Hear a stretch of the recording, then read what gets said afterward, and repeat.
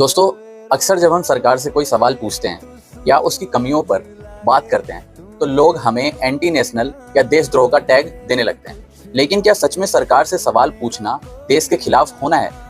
आइए आज इस बात को एक स्टोरी के साथ समझते हैं। मान लीजिए कि आपने अपनी मेहनत की कमाई से एक गाड़ी खरीदी।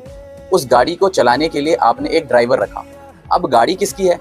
सीधी सी बात है, गाड़ी आपकी है, यानी आप उस देश जो कि गाड़ी है के मालिक हैं। ड्राइवर तो सिर्फ गाड़ी को रास्ते पर चलाने के लिए रखा गया है, एक कर्मचारी है।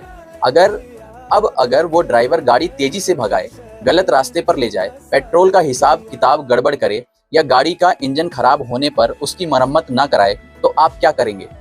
आप चुपचाप बैठे रहेंगे? बिल्कुल नहीं।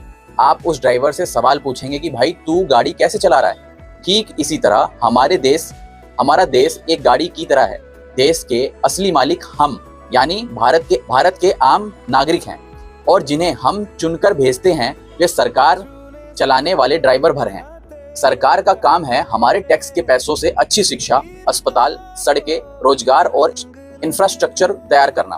तो अगर वे ठीक से काम नहीं करेंगे तो सवाल पूछने का पूरा हक हमारा है। सदियों पहले एक फिलोसोफर हुआ करते थे, सोक्रेट्स, जिन्होंने बोला कि the unexamined life is not worth living. इसका मतलब है कि बिना समीक्षा या सवालों के जिया गया जीवन इंसान का जीने योग्य जीवन नहीं है। सोक्रेट्स मानते थे कि लोकतंत्र की सेहत के लिए बहस, सवाल जवाब और आलोचना बहुत जरूरी है। सवाल पूछने का मतलब देश से नफरत करना नहीं है, बल्कि देश से सच्चा प्यार करना है।